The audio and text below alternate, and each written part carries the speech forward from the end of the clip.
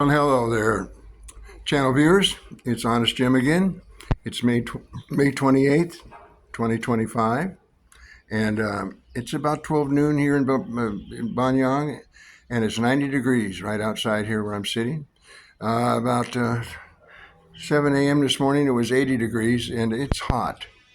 That's what I'm going to be talking about. The first part of my tale today is it hot in Thailand? And the part two will be about the TDAC, the new digital requirement of all tourists that come into Thailand have to provide it. It's available on the internet 3 days before you come. There's a lot of stuff on the internet about it, so I'm not going to go into the details of that right now. But I'm going to tell you about my personal experience with it because I left May 1st from Hawaii, and that was the day it became effective. So I was one of the first ones to run into some glitches. So I'll tell you all about that second part of the story. Stick around. The first thing I want to show you is the chairs here. Here at my humble abode out here on the patio. Just take a look. You can see what's happened to the weaving on them. There's all plastic. There's the other one and the other one. When I came back from Hawaii, I asked Nam, I said, what happened to the chairs? They've been sitting out here for 4 years and they always work just fine. So I was surprised to see them like this. But she told me that it was the heat. It was Songkran in April. And during Songkran, it's the heat. April's the hottest month in Thailand, usually. And that's when they have the water festival with the squirt guns and throwing water on everybody because it's so hot. And that's the way to cool off. But I was surprised because we've had these chairs sitting out here for 4 years, day and night. And they never got like this. So April must have been really hot. And I guess I was glad I was in Hawaii, which is in the low 80s. So that's my part of the tale. It is pretty hot in Thailand. I've noticed it seems to be hotter and hotter. It's 92 in Bangkok right now, and it's 90 here, and it's been really warm. And with the humidity in the rainy season, it gets pretty sticky. So make sure you come out here if you get a hotel room or a place to stay. Make sure you got some AC because you're going to want it. So the second part of my story is the TDAC requirement, which is the new digital information you have to put. They ask you to do it on the internet. I did it. I tried. In Kona, Hawaii, I got my daughter. She set up her computer, and she's very smart when it comes to computers. She's 35 years old and grew up with them. And so we got started and tried again and tried again and tried again. And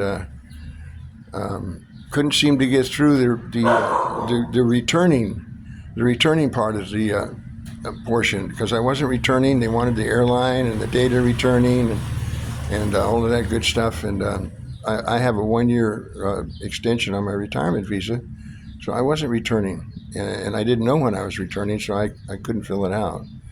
So we wrestled with that for a while, and it didn't come to any conclusion. So we just turned off the computer and.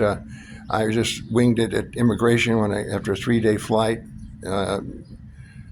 We had to spend about 12 hours laid over at Hanada in Japan. That was pretty brutal. But we got in here and I went to immigration. Spencer, of course, has a Thai passport and an American passport, my 15-year-old son. So he went right through the immigration. And then when I submitted mine, they said, where's your TDAC info? And I said, well, I had a glitch and blah, blah, blah. So they made me go down the ramp, back down to the where the moving sidewalks are. And lo and behold, there was about 40 people down there and 3 or 4 of these little laptop forms sitting on posts that were set up to enter your information and get your TDAC done. This is the old paper. If you come to Thailand before, you had to fill out a piece of paper with all this information on it. Your airline that you arrived on, where you departed from, where you're going to stay, a bunch of information. It seemed to me that this digital process had more lengthy information requests on it than before. So I wrestled with it, couldn't get it to work, and finally an immigration officer came over and started walking through it, had me start all over again, and we got down to I don't know what he did because I missed it, but he did something on my departure. I couldn't find it on the list. So if you're have a retirement visa here, I don't know what to tell you. I'm sorry, but everything else seemed to work, and I trundled back up the ramp to the immigration and got through and got my baggage and spent a night in Bangkok with my son because we were so tired. I wasn't ready to take the 5-hour bus trip up to Banyang yet. And we eventually got home. I brought a whole box of food. The prices have gone up now, but because of the tariffs, but we bought a case of that New Zealand corned beef that we really like with the yellow and red can with the picture of the bull on it.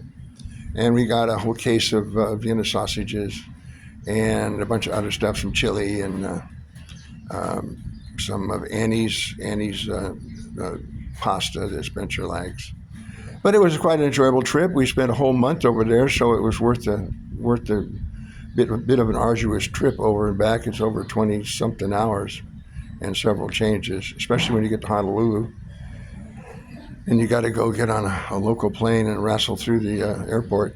Both the Suvarnabhumi Airport in Thailand and the Haneda Airport in Japan are beautiful. They're just state of the art. But I got to Honolulu, and I'm sorry to say there was black duct tape on the carpet, and pieces of the walls were falling off onto the carpet, and it needs to be beefed up, dressed up, remodeled, torn down, replaced. It's just, they get millions and millions and millions of tourists through there every year. And I don't know what they do with the money, They must be having fun to fix things. So anyway, that's all I have to say for now. I'm back on the track. I'm feeling better. I'll be doing some more videos for you. It's Honest Jim here. Again, I appreciate it if you subscribe and thumbs up and all that good stuff. It really helps me. So for now, it's aloha, as they say in Hawaii. It means hello and goodbye.